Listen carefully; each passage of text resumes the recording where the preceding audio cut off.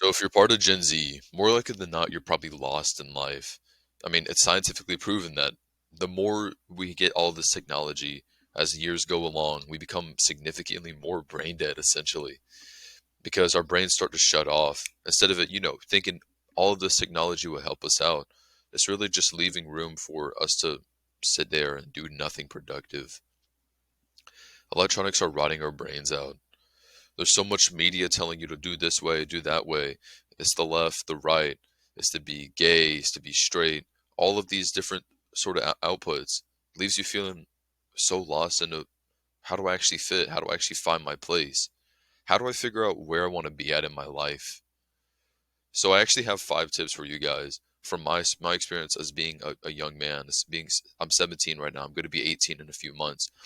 The things that have actually led me to being more happy with my life and having more control over my life over the past 2, 3 years, especially, and the things that I wish I would have told myself when I was younger. So first of all, if you don't know who I am, my name is Sam. On this channel, I talk all about fitness, philosophy, and all aspects of life to help better the lives of young men.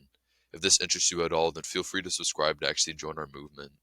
Like I said, I'm gonna divide it up into 5 different aspects of life, and I'm gonna be talking about different tips of advice that I'd like to give you guys. So the first one is actually gonna be hard work beats talent every single time.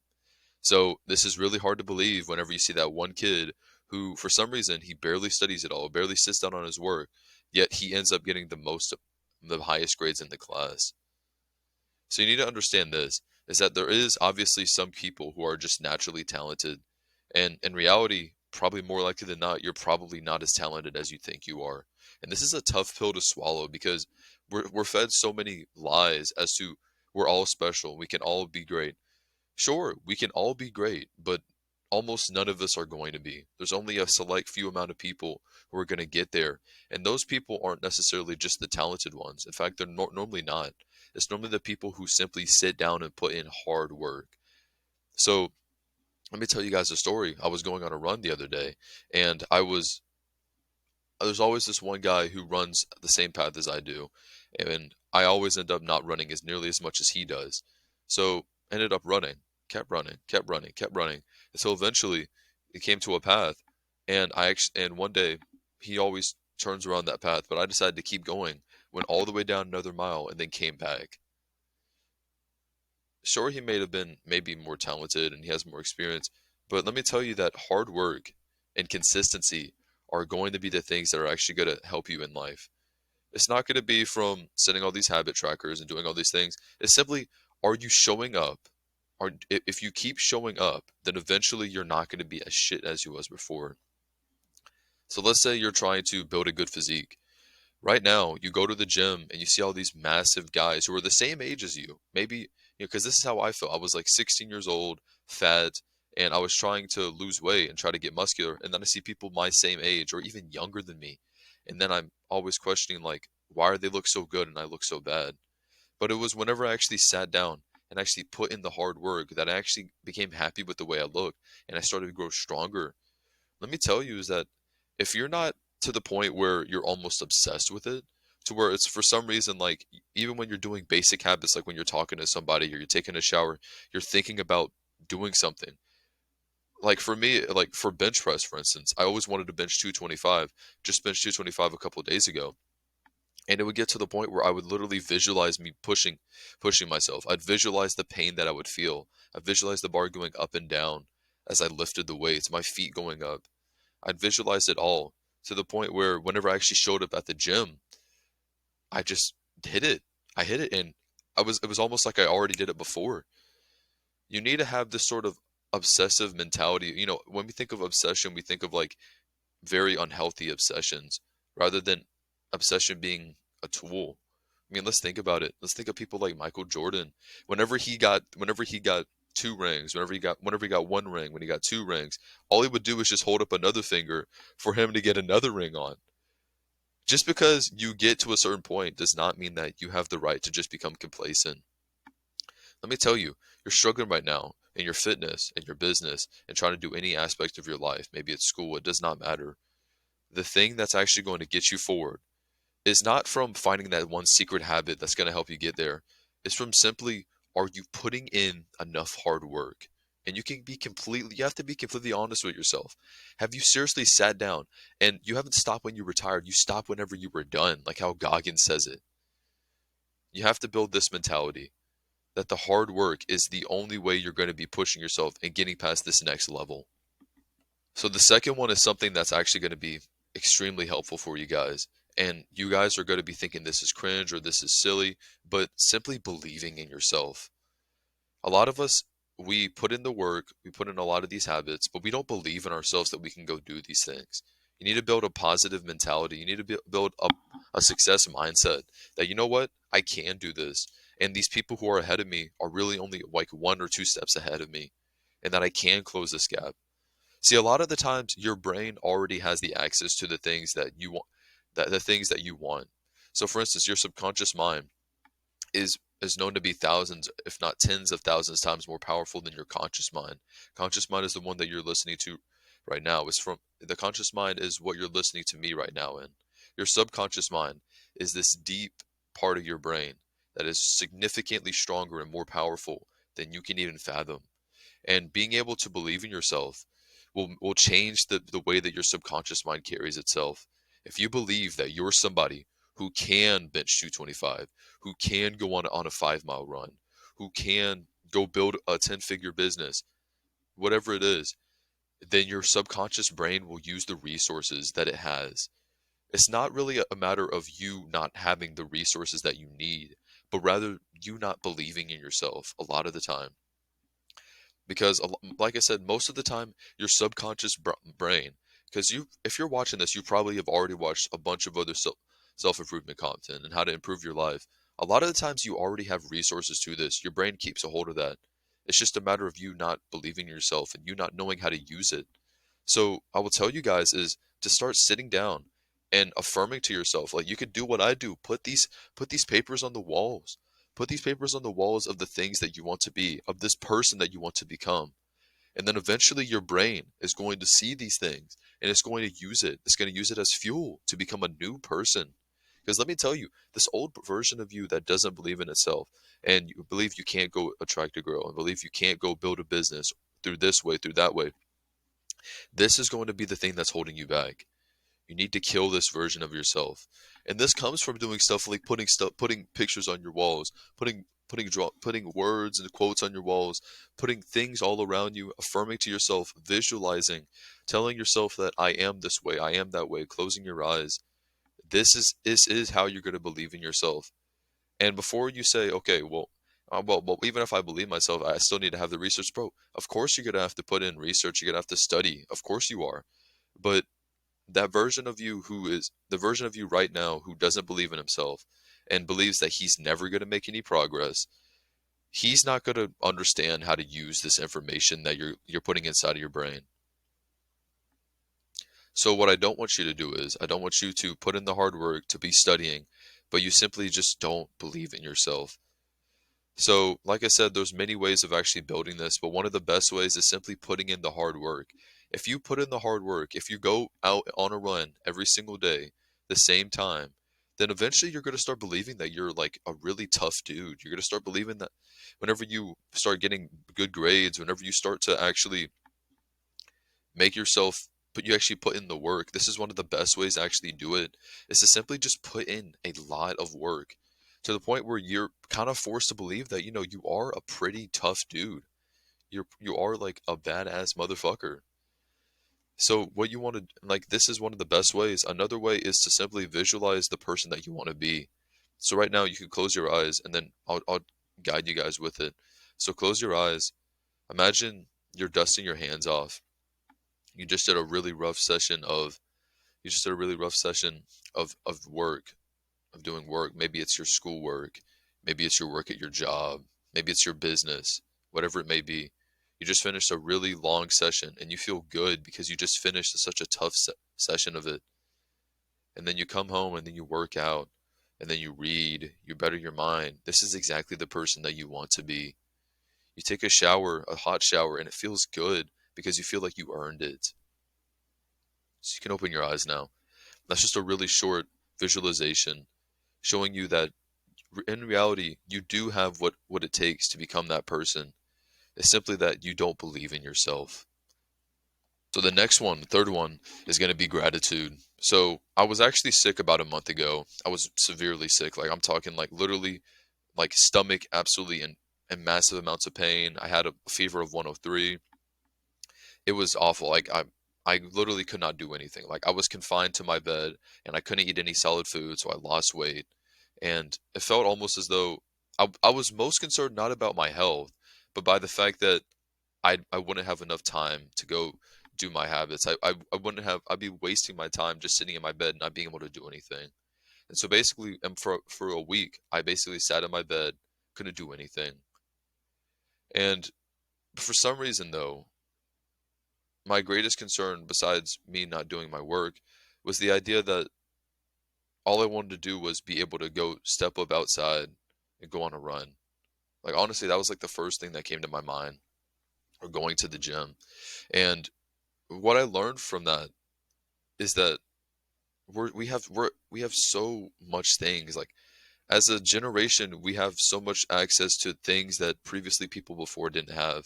And even people who live in other countries, they don't even know the things, they don't have anything close to the things that we have access to. I know this is going to sound cheesy, but bro, be grateful for the stuff you have, man. And we always talk about gratitude and being grateful for this, being grateful for that, but a lot of the times you can't see the gratitude unless you actually lose something. For a lot of people, they don't start appreciating their grandparents until one of them passes away. You don't appreciate the shoes that you wear to go outside until they break and then you have nothing to wear. A lot of the times the only way we can see gratitude is through actually losing these things. Now, obviously I'm not going to go tell you to go lose these things obviously, but what I'm trying to tell you is that imagine your life without these things. Like really, instead of just saying, "Oh well, I'm grateful for this, I'm grateful for that," and they're empty gratitudes, I want you to sit down and spend some time and think to yourself, like, I have this. Like I have two parents in my house. Maybe my dad might not always be there. Maybe he's not as present as I wish he was, but I have two parents in the house. Like, do you understand what I'm getting at?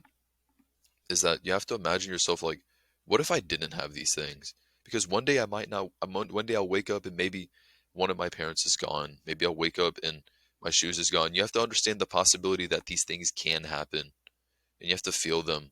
Let me tell you that once you become more grateful, you start to become naturally happier.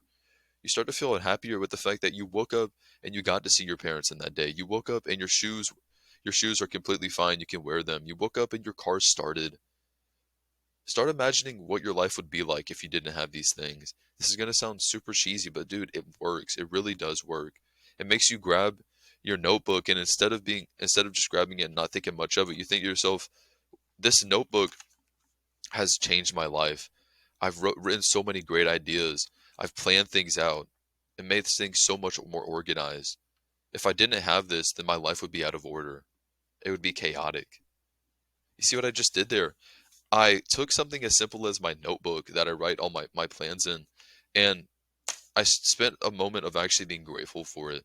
So one of the best ways you can do this is start your morning off and just imagine, maybe add it to your morning routine. Just imagine what it would be like if you didn't have these things anymore. Because there's a possibility you might not have these things, bro. I want you to understand that, and I want you to utilize these things as much as you can, because one day you might not wake up. One day the person you love might not wake up. So don't spend your life just taking it for granted. And then whenever you lose it, you're getting all you're getting all messed up because you were thinking about, oh, I wish I wouldn't have taken it for granted. I don't want you to be like that, bro. Be more grateful. Fourth one is simply just taking action. So a lot of the times right now, you're probably in the phase where trying to study of how to do this, how to weightlift, how to go approach somebody, how to read properly, like all these things. But ultimately, the thing that's going to change your life is not just sitting down studying these things, but rather actually going out and taking action. You you already probably understand like that the bench press and the incline press are probably the best chest movements that you can do. So instead of trying to figure out like 50 different things to do for your chest, why not just simple it down and just go hit chest? Go figure out what works for you, because you might figure out that maybe cable crossover is better. Maybe you figure out that dips are better for you. The only way you can actually build a routine and actually figure out what works for you is through simply just putting in action. This goes into hard work. Once you actually put in the hard work, this is actually when you start to see progress. So imagine that you're, I don't know, let's imagine that you're reading books about how to be more productive. How much time are you actually spending being productive? Because, it feels good whenever you're reading a book that it gives you all of this information and how to be how to be good at doing this, how to be good at doing that, but you're not actually taking any steps to it. You're still on your phone. You're not doing anything. So instead, it's great to study. It's necessary, but not as but you don't need to spend as much time on it as you probably think you do. A lot of people, you probably think that you need to spend like majority of your day studying, when in reality you probably should spend most of your day actually taking action.